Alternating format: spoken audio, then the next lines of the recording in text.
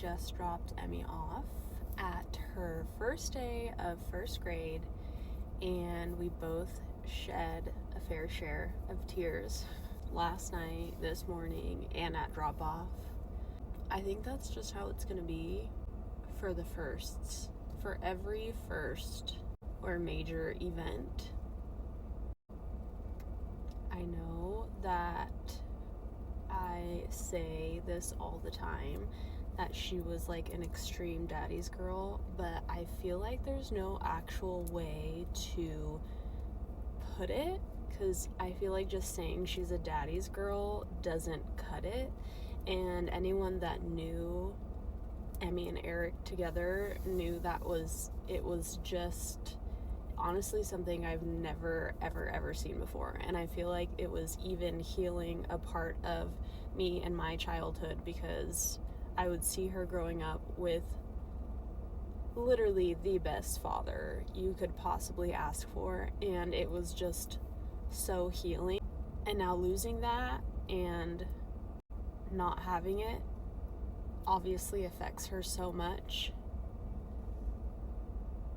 And she talks to me about it all the time, which I love, because I'm happy that she feels comfortable enough to talk to me about all her feelings. But I feel like she thinks about it so much more than when she brings it up to me.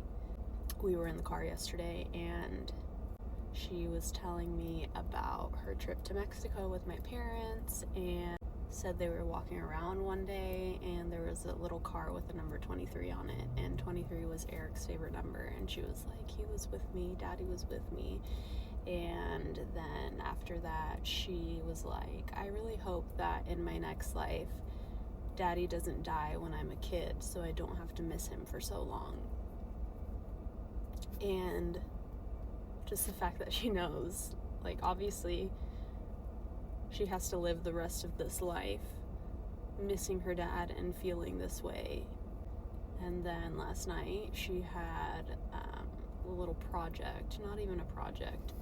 When I came to meet the teacher, they had like this little brown paper bag that you're supposed to take home, and the kid is supposed to fill it up with 3 things that they love, and they can decorate the brown paper bag, and they'll like present it to the class. And there's this picture of her when she was a baby with Eric that she absolutely loves, and she's like, I want to glue this onto the bag. And I said, okay, but I also know that she's not the type to talk about her dad, and she doesn't really open up about it and tell people that her dad's dead.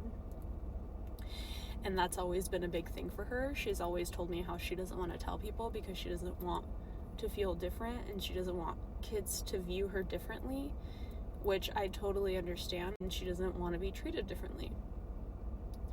And that's her choice. I tell her all the time, if you don't want people to know, they don't have to know. I tell your teacher because she is a person we can trust, and she won't tell the rest of the class, but other than that, I won't tell anybody.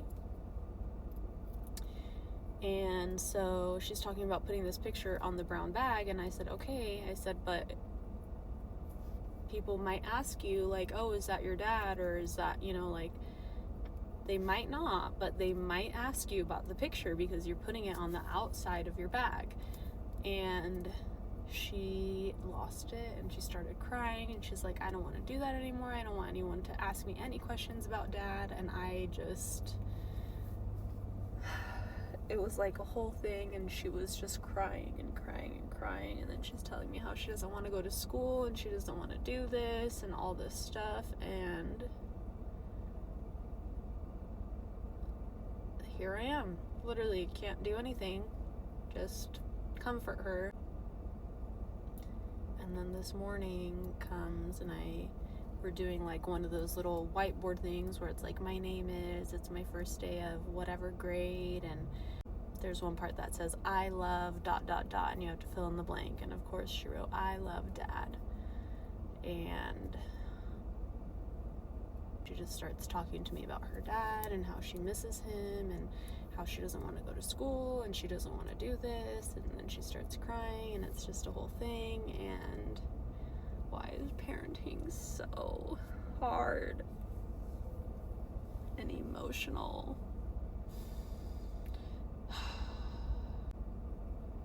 I wish nothing more than for her to have a normal childhood.